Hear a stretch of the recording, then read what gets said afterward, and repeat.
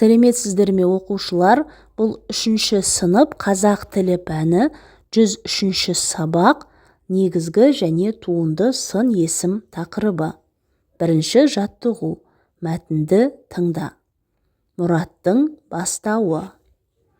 Ойын алаңының арғы жағындағы кішкене жартастың түбінде бір топ құрақ өсіп тұрған.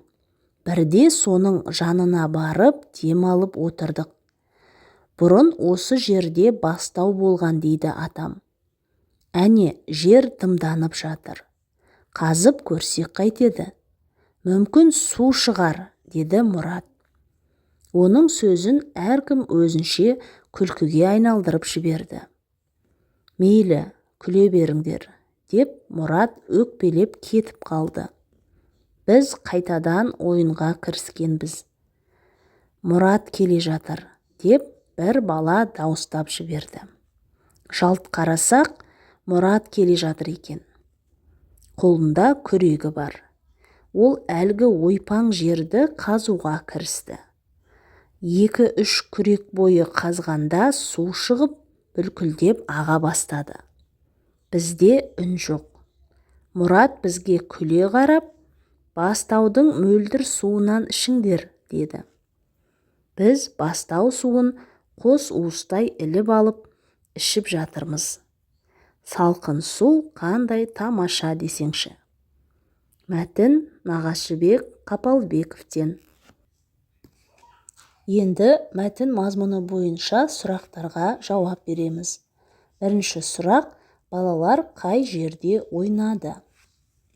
Балалар ойын алаңындағы кішкене жартастың түбінде ойнады. Екінші сұрақ: балалар ойнаған алаңда бұрын не болған?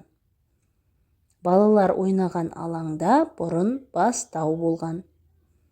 Үшінші сұрақ: Мұрат бастауды қандай белгілеріне қарап тапты? Мұрат жердің тымданып жатқанына қарап бастауды тапты. Төртінші сұрақ: Мұраттың бастауды табуына оның қандай қасиеттері көмектесті? Мұраттың бастауды табуына еңбекқорлығы, ақылдылығы, қызығушылығы көмектесті. Бесінші тапсырма: бұлақ суының адамға қандай пайдасы бар? Бұлақ суы жер астынан шығатын минералдарға бай, табиғи таза, емдік қасиеті бар су көзі. Ол ағзаны улы заттардан тазартып, иммунитетті нығайтады, ас қорытуды жақсартады және терінің саулығын арттырады. Мәтіндегі сын есімдерді тап. Мәтіндегі сын есімдер: кішкене, ойпаң, мөлдір, салқын.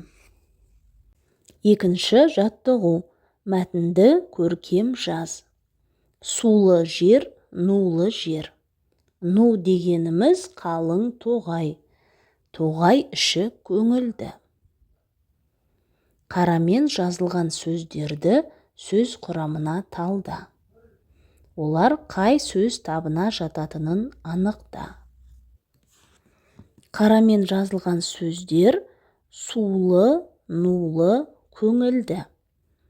Су түбірі, лы жырнақ. Ну түбірі, лы жырнақ. Көңіл түбірі, ді жырнақ. Бұл сөздердің түбірлері су, ну, көңіл. Олар зат есімдер. Оларға сөз тудырушы жырнақтар жалғанып, зат есімдерден сын есім туып тұр. Бұл сын есімдердің құрғақ, қалың деген сын есімдерден өзгешелігі неде деп ойлайсың? Бұл сын есімдердің құрғақ, қалың деген сын есімдерден өзгешелігі: құрғақ, қалың деген сөздер қандай деген сұраққа жауап беретін түбір сын есімдер. Ережені есте сақтаймыз. Сын есім негізгі және туынды болып екіге бөлінеді. түбір сөзден болған сын есімді негізгі сын есім дейді. Мысалы, қалың, әдемі. Түбір сөзге жұрнақ жалғану арқылы жасалған сын есімді туынды сын есім дейді. Мысалы, өнерлі, саналы. Үшінші тапсырма. Берілген негізгі және туынды сын есімдерді салыстырып, олардың ұқсастығы мен айырмашылығын тап.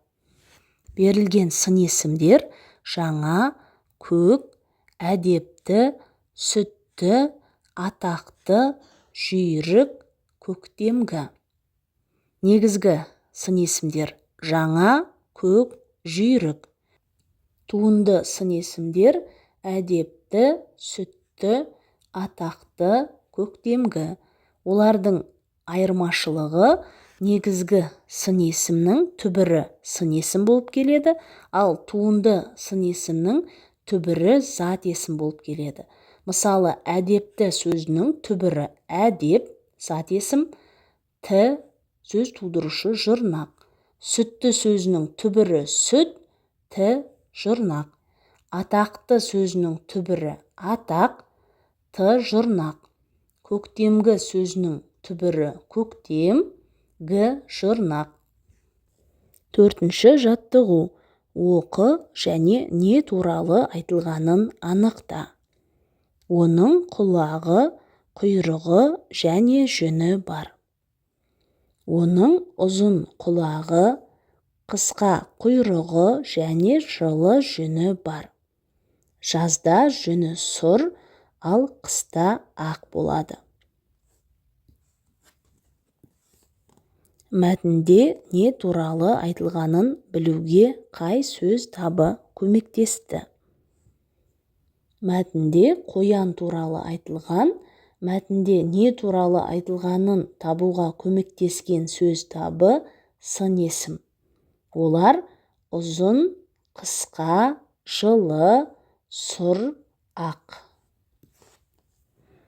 Берілген етістіктерге ғыш, гіш, қыш, кіш жұрнақтарын жалғап, туынды сын есім жаса.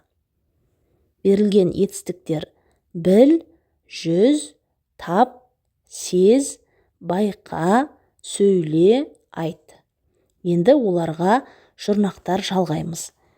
Білгіш, жүзгіш, тапқыш, сезгіш, байқағыш, сөйлегіш, айтқыш.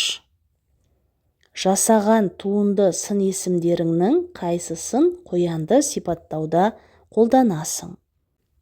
Қоянды сипаттауда сезгіш, байқағыш сын есімдерін қолдануға болады.